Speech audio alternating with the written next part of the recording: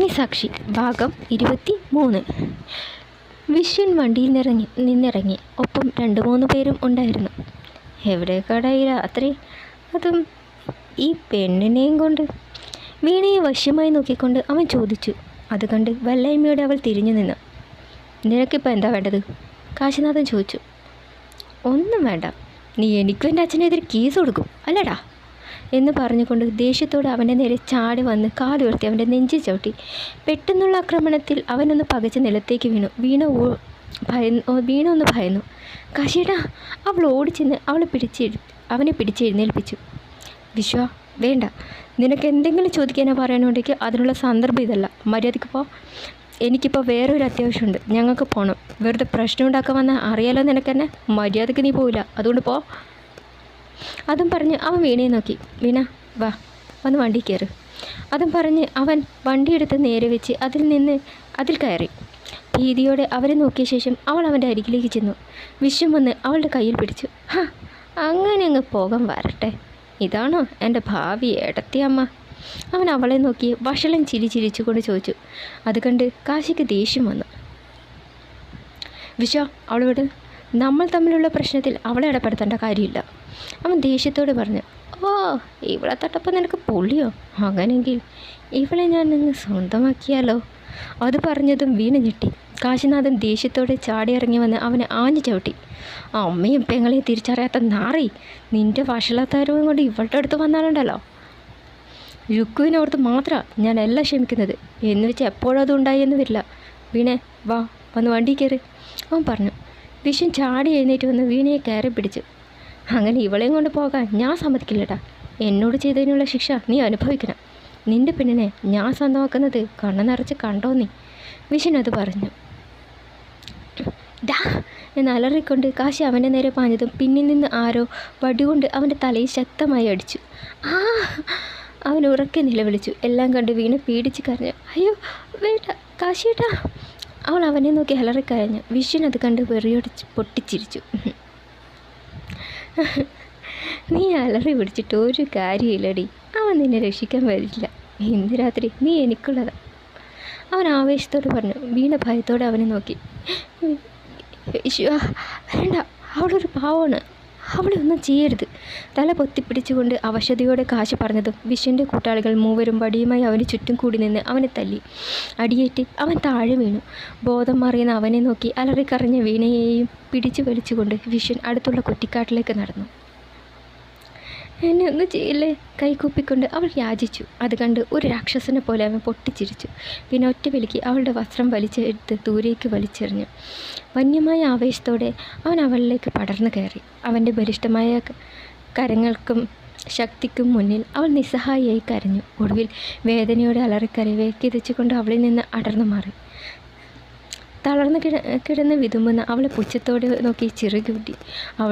അവളുടെ വലിച്ചെറിഞ്ഞ വസ്ത്രങ്ങൾ എടുത്ത് അവളുടെ നഗ്നമായ ഉടലേക്ക് വെച്ചെന്ന് കൂട്ടുകാരുടെ അരികിലേക്ക് അവൻ നടന്നു. പിന്നെ വണ്ടിയിൽ കയറി വണ്ടി പാഞ്ഞു പോകുന്നു നോക്കി വീണ കണ്ണീർ വാർത്തു. കാശി പതിയെ കണ്ണു തുറന്നു. തലയ്ക്ക് വല്ലാത്ത വേദന. അവൻ പതിയെ എഴുന്നേറ്റു. അപ്പോഴാണ് അവന് വീണയുടെ കാര്യം ഓർമ്മ വന്നത്. ഒരു ഞെട്ടലോടെ അവൻ മുഖമുയർത്തി. പിന്നെ പരിഭ്രമത്തോടെ ചുറ്റും നോക്കി. വീണ, വീണ എന്നുറക്കെ വിളിച്ചുകൊണ്ട് അവൻ അവിടെ മാകെ നടന്നു. അപ്പോഴാണ് കുറ്റിക്കാട്ടിനടുത്ത് ആകെ തകർന്നിരിക്കുന്ന വീണയെ കണ്ടത്. അവളെ കണ്ടതും ശ്വാസം നിലച്ചതുപോലെ തോന്നിപ്പോയി അവന്. അവളുടെ അരികിലേക്ക് ചെന്ന് മുട്ടുകുത്തിയിരുന്നു. വീണ, ഇടർന്ന ശബ്ദത്തിൽ അവൻ വിളിച്ചതും യാന്ത്രികമായി തലചരിച്ച് അവനെ നോക്കി. പിന്നെ ഒരു പട്ടിക്കരച്ചിലൂടെ കാൽമുട്ടിൽ മുകൾ വെച്ചു. കാശിനാഥന് എന്തു പറയണം എന്നറിയില്ലായിരുന്നു. അവനും കരഞ്ഞു. വീണ, നടന്നതിനൊക്കെ മാപ്പ് ചോദിച്ചിട്ട് പ്രയോജനമില്ലെന്നറിയാം. അവനിങ്ങനെ ചെയ്യുമെന്ന് എനിക്കൊന്നും ചെയ്യാൻ കഴിയാതെ പോയി. അമ്മയെ കൂടെപ്പിറപ്പം പോയപ്പോഴും കിടപ്പാടം വിട്ട് അച്ഛൻ്റെ കൈപിടിച്ച് തെരുവിലേക്ക് ഇറങ്ങുമ്പോഴും ഒരിക്കലും നഷ്ടപ്പെടാത്ത പരിശുദ്ധിയും അഭിമാനവും എനിക്കുണ്ടല്ലോ എന്ന വിശ്വാസമായിരുന്നു. പക്ഷെ ഇന്നതും എനിക്ക് നഷ്ടമായി. ഒരു മനുഷ്യജീവി എന്ന പരിഗണന പോലും ഇല്ലാതെ അയാൾ ബാക്കി പറയാനാവാതെ അവൾ മുഖം കുനിച്ച് പൊട്ടിക്കരഞ്ഞു. ഞാനിനി എന്തിനാണ് ജീവിക്കുന്നത്? എൻ്റെ അച്ഛൻ്റെ മുഖത്ത് ഞാൻ എങ്ങനെ നോക്കും? കടക്കാർ വന്ന് പണത്തിന് പകരം എനിക്ക് വിലയിട്ടപ്പോഴും അടുക്കളയിലിരിക്കുന്ന വെട്ടുകത്തി അവർക്ക് നേരെ ഓങ്ങി. എൻ്റെ മാനം കാത്തവനാണ് എൻ്റെ അച്ഛൻ. ആ അച്ഛൻ്റെ മുഖം നോക്കി എനിക്ക് പറയാൻ കഴിയുമോ, ഞാൻ നശിക്കപ്പെട്ടെന്ന്? അതിലും ഭേദം മരണമാണ്. അവൾ കരഞ്ഞുകൊണ്ട് പറഞ്ഞു. വീണ, അങ്ങനൊന്നും പറയരുത്. അറിഞ്ഞുകൊണ്ട് നീ ഒരു തെറ്റും ചെയ്തിട്ടില്ല. എല്ലാം എൻ്റെ തെറ്റാണ്. ഞാൻ കാരണമാണ് നിനക്ക് ഈ ഗതി വന്നത്. അതിനെന്തെങ്കിലും ഒരു പരിഹാരം ഞാൻ കണ്ടെത്തും. ഇപ്പോൾ അതൊന്നും ചിന്തിക്കാനുള്ള സമയമില്ല. എത്രയും പെട്ടെന്ന് മരുന്നുമായി ഹോസ്പിറ്റലിൽ ചെന്ന് അച്ഛനെ രക്ഷിക്കണം. അതിനെക്കുറിച്ച് മാത്രം ഇപ്പോൾ നമ്മൾ ആലോചിച്ചാൽ മതി, കാശി പറഞ്ഞു.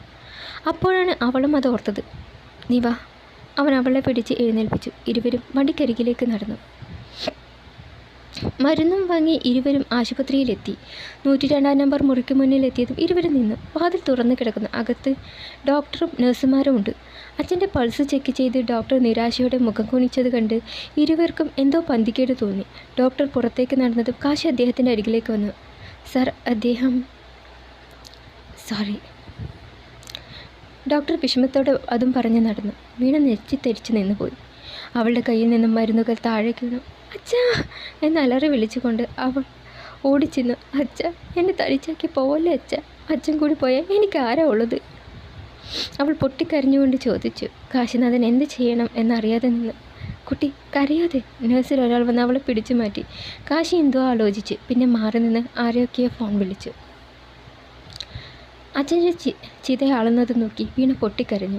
ഒരു സ്ത്രീ അവളെ സമാധാനിപ്പിക്കാൻ ശ്രമിച്ചു. കാശിയുടെ ഒരു കൂട്ടുകാരൻ അവിടേക്ക് വന്ന് കാശിയുടെ തോളിൽ കൈവച്ചു. കാശി, ആ കുട്ടിയിപ്പോൾ എന്താ ചെയ്യുക? കാശി ദയനീയമായി അവളെ നോക്കി. സ്വന്തമെന്ന് പറയാൻ ബന്ധുക്കളോ കയറി ചെല്ലാൻ ഒരു വീടോ ഇല്ല. പോരാത്തന് ഇന്നലെ രാത്രിയോടെ ഒരു നരാധിപൻ്റെ കൈകൊണ്ട് മാനവും നഷ്ടമായി. മരണമല്ലാതെ മറ്റൊന്നിനെയും അവൾ ഇനി തിരഞ്ഞെടുക്കില്ല. ഇല്ല, ഇതിന് താനൊരു പരിഹാരം കാണണം. അവൻ എന്തോ മനസ്സിൽ തീരുമാനിച്ചതുപോലെ അവളുടെ അരികിലേക്ക് ചെന്നു. അവളുടെ കയ്യിൽ പിടിച്ചു. അവൾ കരച്ചിൽ നിർത്തി അമ്പരപ്പോടെ അവനെ നോക്കി. വാ. അതും പറഞ്ഞ് അവളുടെ കയ്യും പിടിച്ച് അവൻ നടന്നു.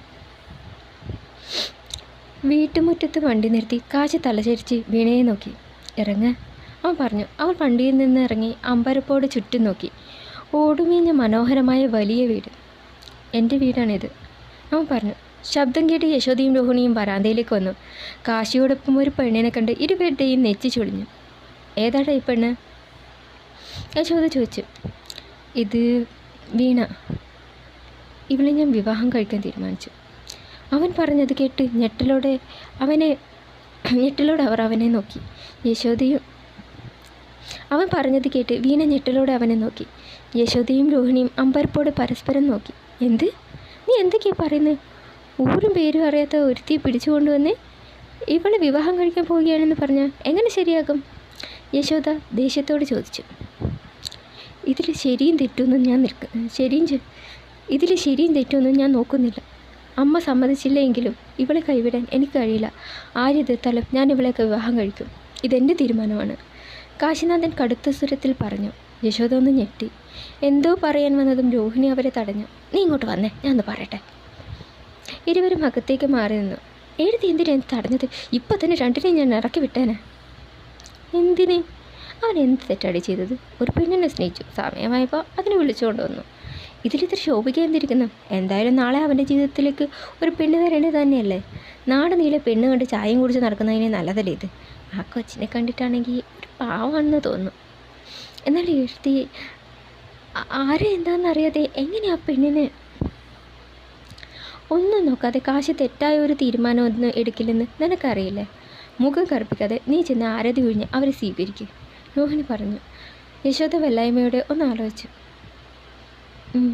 ശരി. യശോദ അകത്തു ചെന്ന് ആരതി തട്ടുമായി വന്നു. അത് കണ്ട് വീണ നമ്പായിരുന്നു. രണ്ടാളും ചേർന്ന് നിന്നേ, രോഹിണി പറഞ്ഞു. വീണയും കാശിയും അടുത്തടുത്ത് നിന്നു. കാശി വിദൂരതയിലേക്ക് നോക്കി. അവൻ്റെ ഉള്ളിലൊരു കടൽ ആർത്തിരമ്പുന്നുണ്ടായിരുന്നു. രണ്ടാളും അകത്തേക്ക് കയറുക. ഇരുവരും അകത്തേക്ക് വന്നു. എന്താ മോളുടെ പേര്? വീണ. മോളുടെ വീട്ടിലായിരിക്കുന്നുണ്ട്? രോഹിണി ചോദിച്ചതും അവളൊന്നും പറയാതെ മുഖം കുനിച്ചു നിന്നു. അതൊക്കെ ഞാൻ വിശദമായി പിന്നീട് പറയാമായി, കാശി പറഞ്ഞു. ഇവൻ്റെ അമ്മാവൻ ഒരാവശ്യത്തിന് വേണ്ടി തെങ്കാശ്ശേരി പോയിരിക്കുക. ഒരാഴ്ച കഴിഞ്ഞാൽ മടങ്ങി വരും. അദ്ദേഹം വന്നിട്ട് ബാക്കി കാര്യങ്ങൾ തീരുമാനിക്കാം. അത്ര വരെ മോക്ക് ഇവിടെ നിൽക്കാം, രോഹിണി പറഞ്ഞു. ഏതായാലും ഞങ്ങളെ കുളിച്ച് വേഷം മാറുക, ഭക്ഷണം കഴിക്കാം. എഴുതി ഇവക്ക് ആ മുറി ഒന്ന് കാണിച്ചു കൊടുക്ക്. അതും പറഞ്ഞ് യശോദ അടുക്കളയിലേക്ക് നടന്നു. വീണ രോഹിണിയോടൊപ്പം മുറിയിലേക്ക് നടന്നു. ഒന്ന് നിശ്വസിച്ച് കാശി മുകളിലേക്ക് മുറിയിലേക്ക് കയറവേ വീണ ഒരു നിമിഷം നിന്ന് കാശിയെ നോക്കി. അതുപോലെ കാശിയിൽ നിന്ന് അവളെ നോക്കി. പിന്നെ രണ്ടാളും തിരിഞ്ഞു നടന്നു. തുടരും.